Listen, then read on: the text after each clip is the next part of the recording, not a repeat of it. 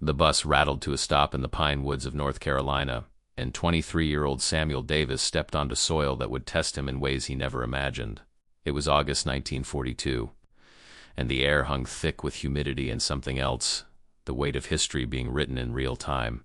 Sam had volunteered for the United States Marine Corps, an organization that until 4 months earlier had spent 167 years keeping men who looked like him locked out. Now here he stood at Montford Point, a hastily constructed camp carved out of swampland, separated from the main Camp Lewan facility by both geography and intention. The message was clear from the moment he arrived. You're Marines now, but you're not their Marines. The tar paper barracks leaked when it rained and baked like ovens under the Carolina sun. Sam lay on his cot that first night, listening to the sound of 40 other men breathing in the darkness, each one carrying his own private burden of hope and fear. They came from different states, different backgrounds, different lives, but they shared one thing. They had volunteered to join an organization that had spent nearly 2 centuries making it clear they weren't wanted. Some were college-educated, some had barely finished grade school. Some came from cities, others from farms. But every single one of them understood what was at stake. They weren't just training to become Marines. They were carrying the dreams of millions on their shoulders. The white drill instructors who greeted Sam and his fellow recruits didn't bother hiding their skepticism. Some saw their assignment to Montford Point as punishment for infractions or perceived failures elsewhere, and they made sure the men training under them felt it. The racial slurs came fast and hard. "You people" was the kindest term they heard. But there was something else happening behind those hard eyes and harsh words. A test within a test. Some of these white instructors, men like Edgar Huff, who would later become the first black Marine to reach the rank of Sergeant Major, saw potential in these recruits. They saw men who wanted it more than anyone they'd ever trained. And so they pushed harder, demanded more, expected perfection where they might have accepted excellence from white recruits. Sam's body screamed during those first weeks. The physical training was relentless, runs through sand that felt like quicksand, obstacle courses that seemed designed by sadists. Drill after drill until movements became muscle memory. But the physical pain was nothing compared to the psychological warfare. When visiting generals referred to them as "you people" instead of Marines, Sam felt something harden inside him.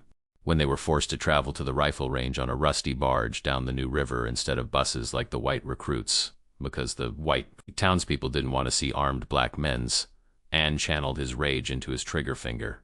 He qualified expert marksman. So did most of his platoon. They couldn't afford to be average.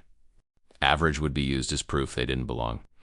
At night, the men talked about what awaited them. They knew the odds. They knew the Marine Corps was looking for any excuse to declare this experiment a failure and send them back to a world where their ambitions didn't matter. They knew that one man's failure would be attributed to all of them, while one man's success would be dismissed as an exception. The weight of representation is a burden that white Marines never had to carry, and it shaped everything these men did. They polished brass that didn't need polishing. They made racks so tight a quarter would bounce off the blanket. They memorized regulations word for word. They became more Marine than the Marines who doubted them. Sam learned quickly that excellence wasn't just expected, it was the only path forward. There were no second chances for men who looked like him. One mistake, one failure, and the entire experiment of black Marines could be declared over. The pressure was suffocating, but it forged something unbreakable in these young men. They weren't just training to be Marines. They were training to prove that every racist assumption about their capabilities was a lie. By early 1943, the Marine Corps had a problem they hadn't anticipated. Their island-hopping campaign across the Pacific was consuming ammunition and supplies at a staggering rate. Combat battalions that should have been fighting were being pulled off the front lines to load and unload ships, to stack crates, to move the endless tons of material required to sustain a modern military offensive. It was inefficient, and in war, inefficiency costs lives. The solution, the brass decided, was obvious. Use the black Marines as stevedores. Give them the back-breaking labor of loading ships and hauling supplies. It was work they figured could be taught in 3 or 4 weeks, simple manual labor, for men they believed were suited for nothing more. Sam Davis and 19,000 men like him became the backbone of the Marine supply chain. They were organized into ammunition companies and depot companies. Each unit comprised of 150 to 170 black Marines. The 8th Ammunition Company became Sam's new family. Men whose names he would remember for the rest of his life. Archibald Mosley, who could calculate supply requirements in his head faster than officers could do it on paper. James Whitlock, who never complained no matter how heavy the load. Kenneth Tibbs, who laughed too loud and dreamed too big. They would move the bullets, the shells, the food, the water, everything the white Marines on the front lines needed to fight. It was essential work, the kind of work that keeps armies functioning.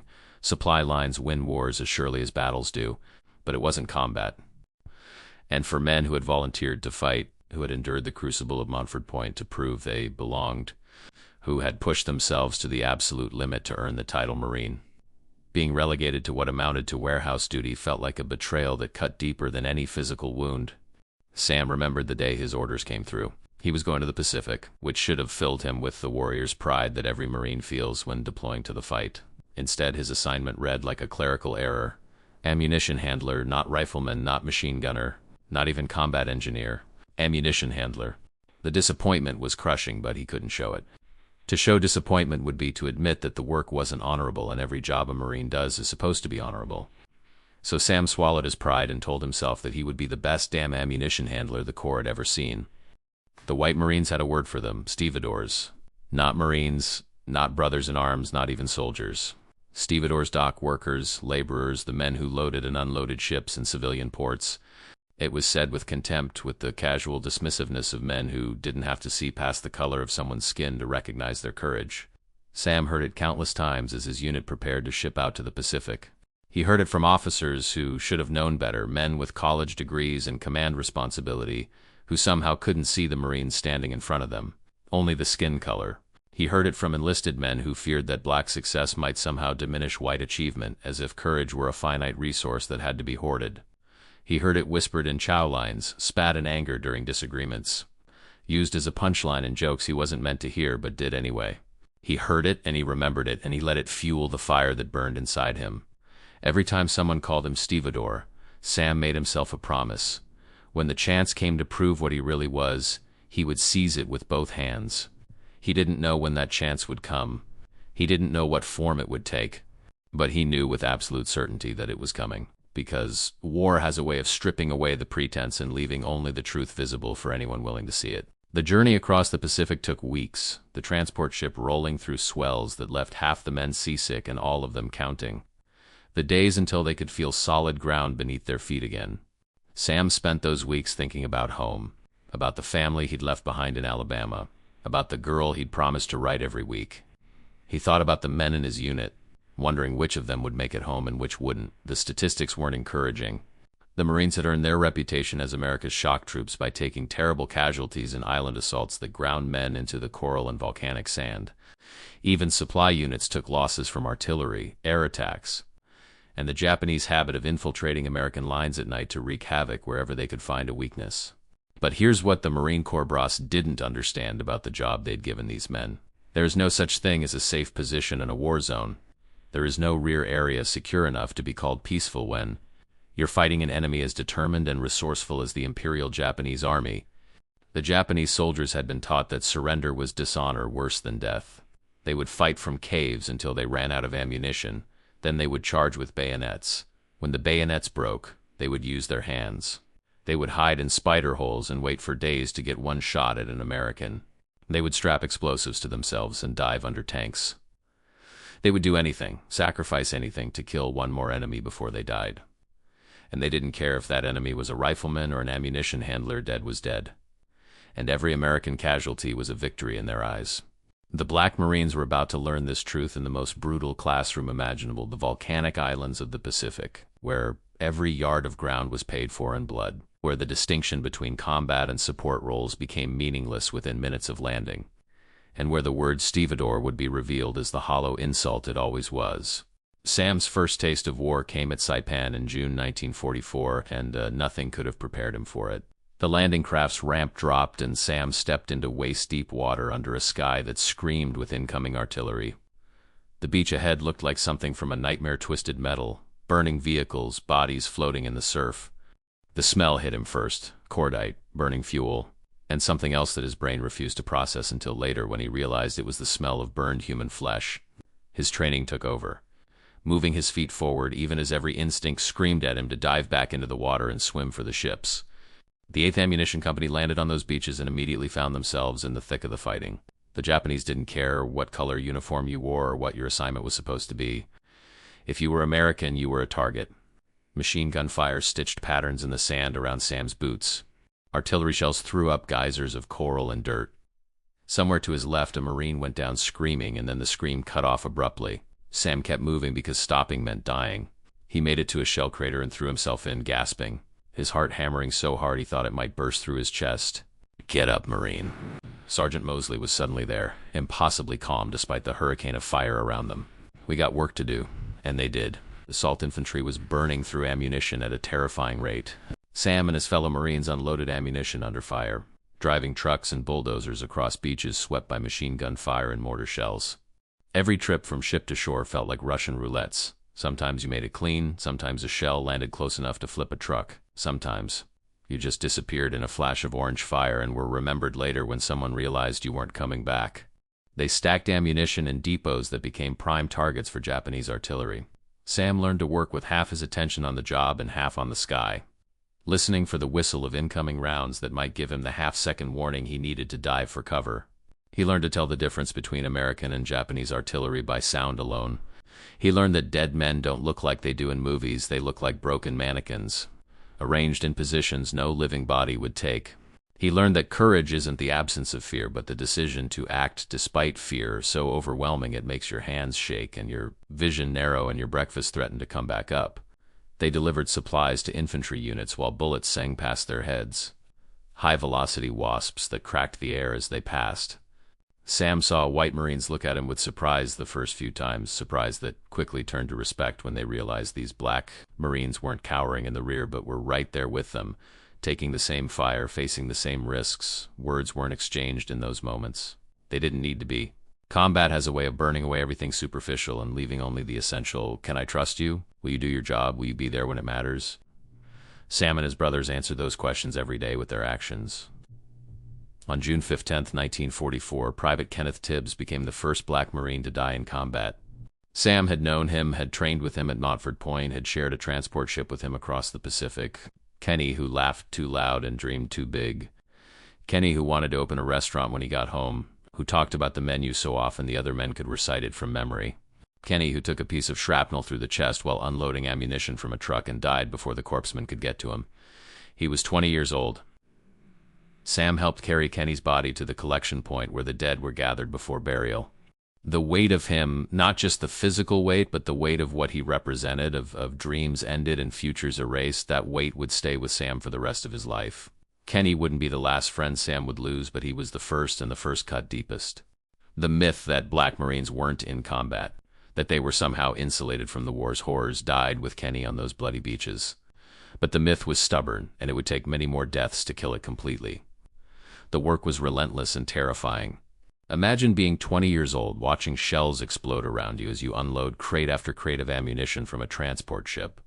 Every crate could be your last one direct hit, and you don't even hear the explosion that kills you.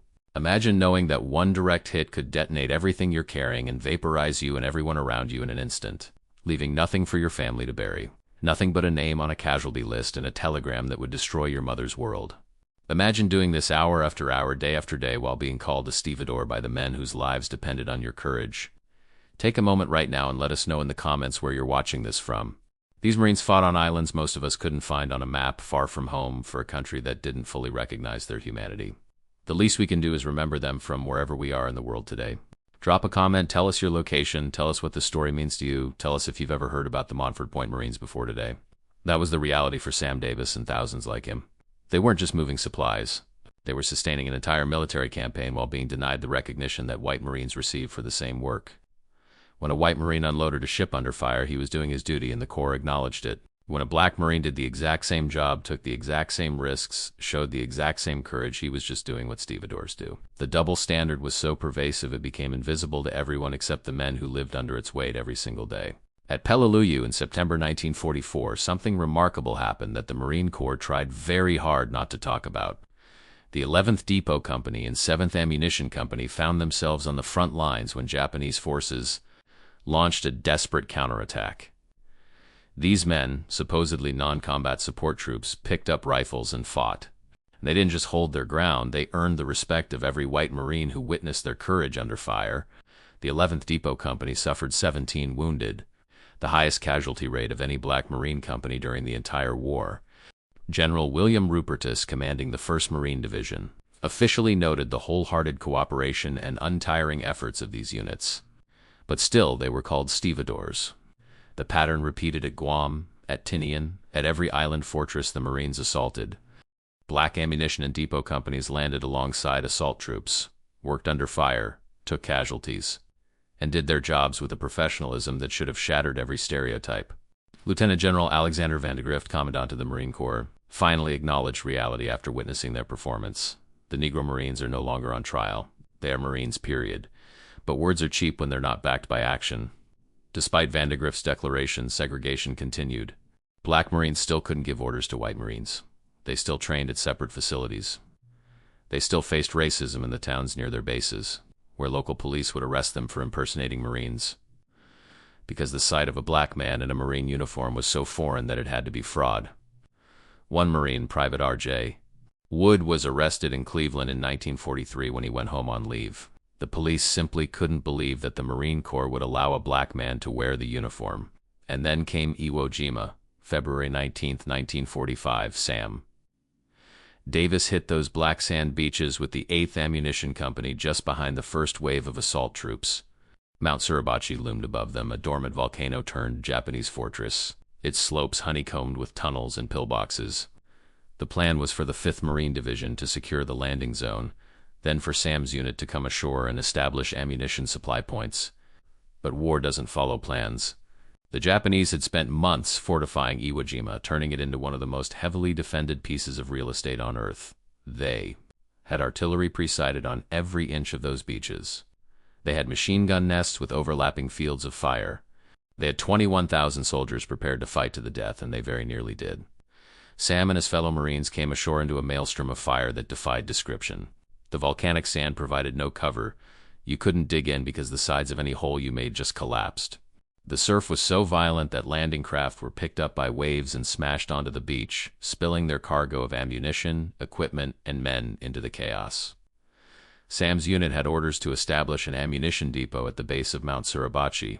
It was the worst possible location, completely exposed to enemy observation and well within range of Japanese guns.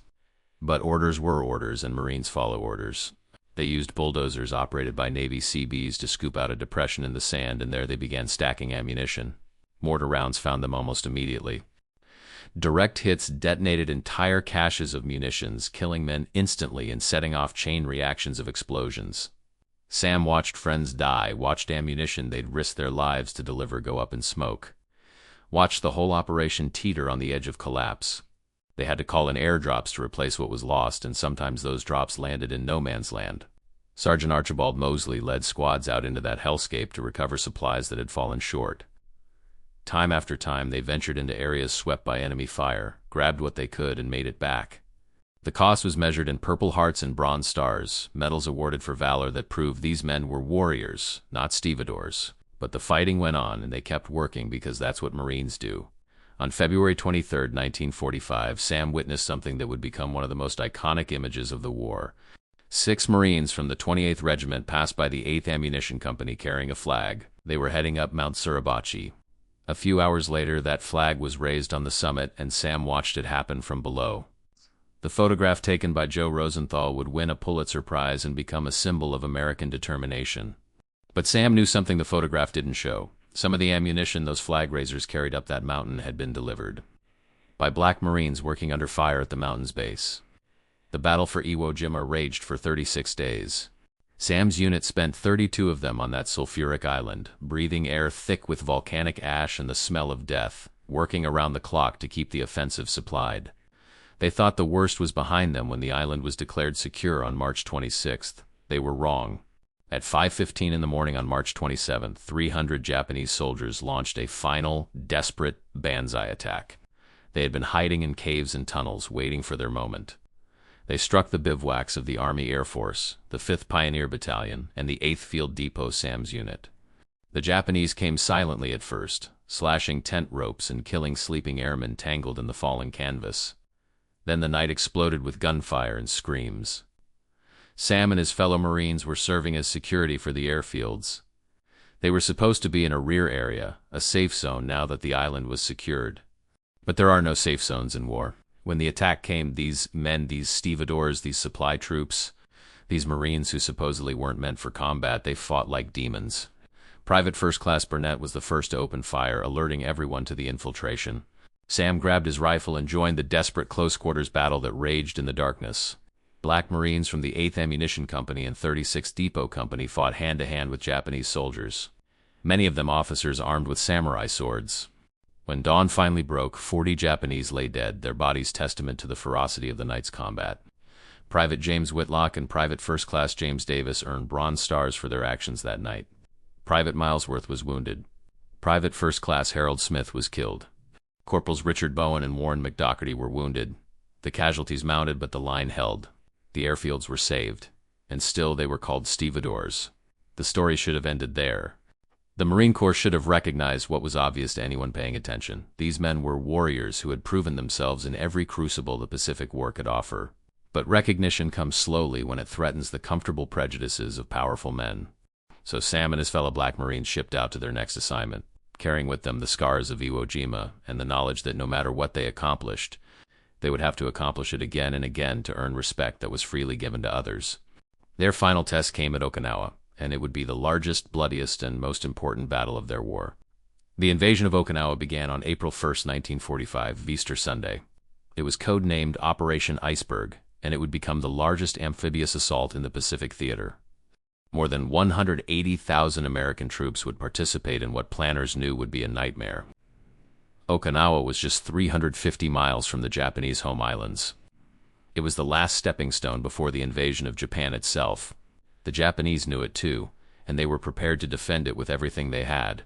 2,000 Black Marines shipped at Okinawa, the largest concentration of African-American Marines assembled for any single operation. Sam Davis was among them, now a veteran of 3 major campaigns. The 1st, 3rd, and 12th Ammunition Companies came ashore along with the 5th, 9th, 10th, 18th, 37th, and 38th Depot Companies. They landed on beaches that initially seemed quiet, too quiet. The Japanese weren't defending the beaches. They were wading inland, dug into a network of fortifications that would make Iwo Jima look like a rehearsal. The Japanese strategy was diabolical in its simplicity. Let the Americans land. Let them push inland. Then bleed them white in a battle of attrition fought from prepared defensive positions, while the ground forces dealt with the American infantry and armor. Japanese pilots would throw themselves at the American fleet in waves of kamikaze attacks. Over 350 suicide planes struck on April 6th and 7th alone. The battleship Yamato, the largest ever built, was sent on a one-way mission to beach itself on Okinawa and use its guns as floating artillery until it was destroyed. American carrier planes sank it before it could arrive. But the message was clear. The Japanese would sacrifice everything to hold this island. Sam and his fellow Marines began the grinding work of sustaining a military offensive under the worst possible conditions. Okinawa's terrain was a defender's paradise, ridges, ravines, caves, and fortifications all designed to channelize American attacks into kill zones. Progress was measured in yards, each one paid for in blood. And through it all, the Black Marines of the ammunition and depot companies kept the offensive supplied. They worked on the beaches under occasional artillery fire. They drove trucks through mud that could swallow vehicles whole when the monsoon rains came in May. They stacked ammunition in depots that became targets for Japanese infiltrators. They delivered supplies to frontline units while dodging sniper fire. The work was endless, exhausting, and absolutely critical to keeping the offensive moving forward. On May 24, 1945, the Japanese launched a desperate airborne assault on Yantan Airfield. 7 Japanese bombers, each loaded with commandos, attempted to crash land on the airstrip and destroy American planes. Most were shot down, but one made a wheels-down landing right on the field. The Japanese poured out, rifles firing, grenades exploding, determined to wreak as much havoc as possible before they died. The 10th Depot Company was providing security for that airfield. These men, these stevedores, these supposedly non-combat supply troops, they met the Japanese attack head-on. They didn't hesitate.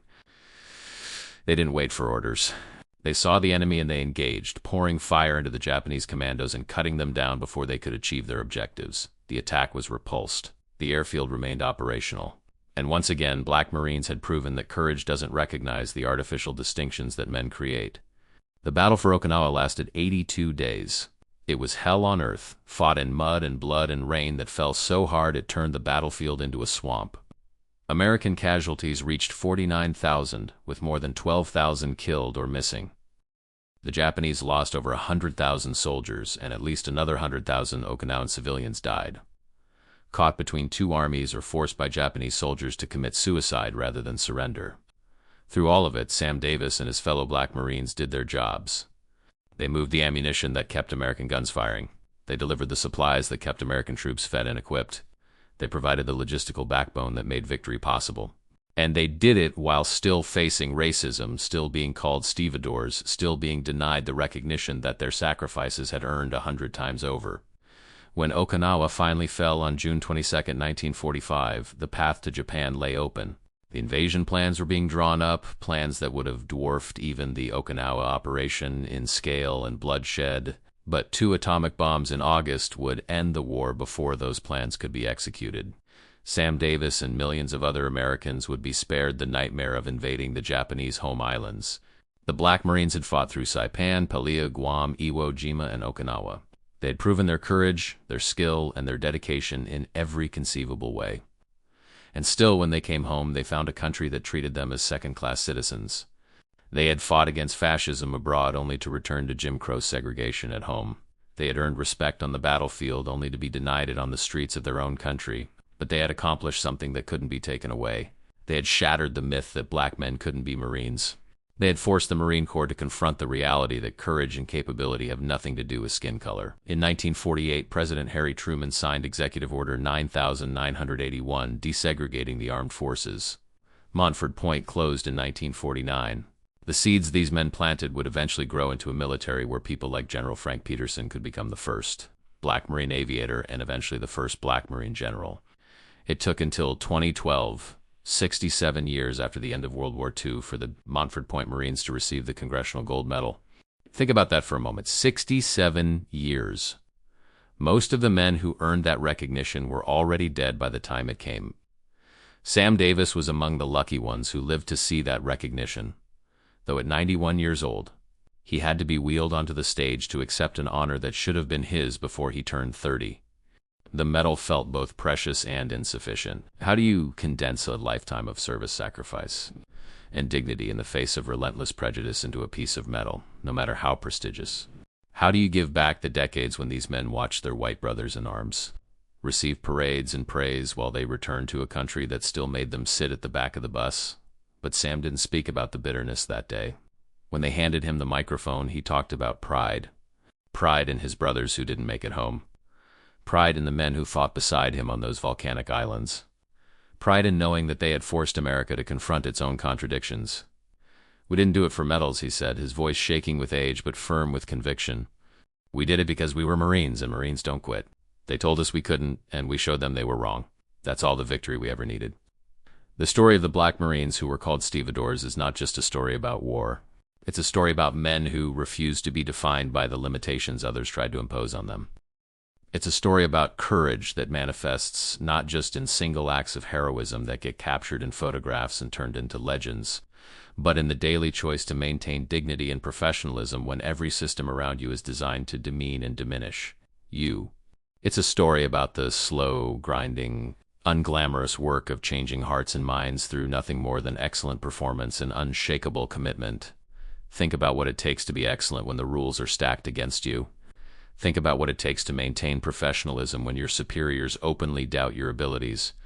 Think about what it takes to risk your life for a country that won't let you vote in half its states, that won't serve you at its lunch counters, that treats enemy prisoners of war better than it treats you. That's not just courage. That's a level of commitment to principle that most of us will never be tested on. These men had every reason to be bitter, to be angry, to give up, and say, if you think we're not good enough, then you don't deserve our best. But they didn't. They gave their best anyway, because their honor wasn't dependent on America honoring them. Their excellence wasn't negotiable based on whether others acknowledged it. The contemporary relevance of this story should be obvious to anyone paying attention. We're still fighting battles about who belongs, who's capable, who deserves opportunities.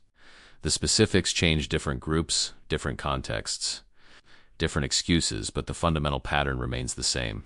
Some people look at others and see limitations that have nothing to do with actual capability and everything to do with prejudice, masquerading as discernment. And just like the Montford Point Marines, the people facing those limitations have a choice: accept them, or prove through undeniable performance that the limitations were always lies. When Sam Davis stepped off that bus at Montford Point in 1942, he was joining an organization that didn't want him. The commandant had publicly stated that black men could not become Marines, that allowing them to try would lower standards and destroy the Corps' effectiveness. It was presented as an immutable fact backed by what were claimed to be scientific studies about racial differences in capability. It was presented with such confidence that many people accepted it without question. When he left military service after the war, he had helped transform that organization into something better, not through arguments or protests, but through the undeniable power of performance under pressure. He and 19,000 men like him forced America to live up to its ideals, not because America wanted to, but because they made it impossible for America to maintain its lies in the face of their truth. They were called Stevedores, but they became legends. They were denied combat roles, but they fought and bled on some of the Pacific War's worst battlefields. They were told they weren't good enough to be Marines, and they responded by becoming Marines who exceeded every standard set before them. They were invisible in life, but unforgettable in legacy, the men who integrated the Marine Corps not by asking permission, but by earning their place through performance that could not be denied, ignored, or explained away. Hell's Island was what the Marines called Okinawa, and 2,000 black Marines stormed it alongside their white brothers. They didn't storm it because they were ordered to, though they didn't storm it for recognition, though they deserved it. They didn't storm it because someone asked them nicely or promised them equality or guaranteed them respect. They stormed it because they were Marines, period.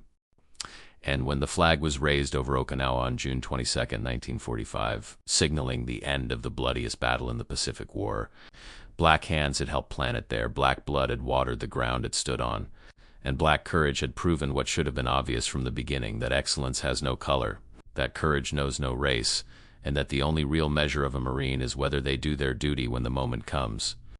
That's not a footnote in history. That's not a sideline story for Black History Month. That's the heart of what made victory possible.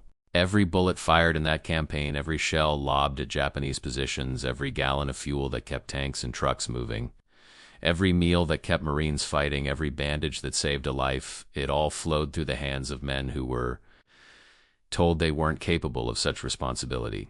They proved otherwise with their sweat, their blood, and their lives. They proved it on beaches and in depots and during midnight banzai attacks. They proved it so completely that the Marine Corps had to choose between acknowledging the truth or living in a fantasy world where the evidence in front of their eyes didn't exist.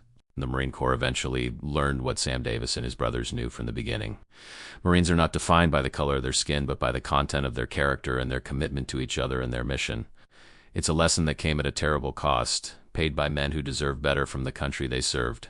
It's a lesson that some people had to learn by seeing it demonstrated in blood and fire because they refused to accept it any other way. But it's a lesson that, once learned, transformed not just the Marines, but the entire American military and gradually American society itself. Today, when young Marines graduate from boot camp at Parris Island or San Diego, they inherit a legacy built by men like Sam Davis. Most of them don't know the names. Most of them don't know the specific battles. The history they learn in recruit training touches on Montford Point, but doesn't dwell on the full weight of what those men endured and achieved. But they benefit from the doors those men kicked open through sheer excellence and determination. The modern Marine Corps, with its emphasis on excellence regardless of background, with its integrated units and its black generals and its commitment to merit over prejudice, exists because 20,000 black men refused to accept the limitations imposed on them and proved through action that those limitations were always arbitrary and unjust. We owe them more than a medal awarded 70 years too late. We owe them the truth of their story told in full with all its pain and triumph. We owe them the commitment to apply the lessons they taught, that excellence has no color, that courage is not the property of any single group, that the fight for dignity and respect is never finished but must be won again in each generation by people who refuse to accept limitations that have no basis in reality.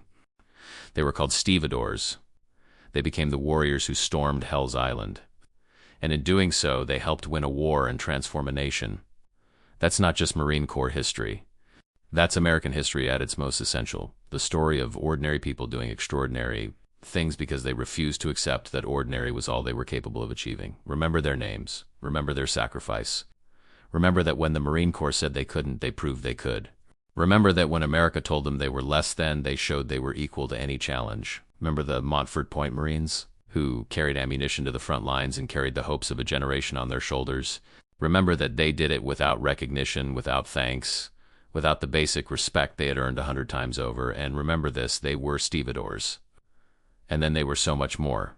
They were Marines. They were warriors. They were heroes. And they were Americans who loved their country enough to fight for it even when their country didn't love them back. That's not weakness. That's not submission. That's strength of a kind that most of us will never be called upon to demonstrate. And that's why their story matters today, tomorrow, and for as long as people need to be reminded that limitations are usually lies, that excellence transcends prejudice, and that the measure of a person is not where they start but how far they're willing to go when the world tells them they can't.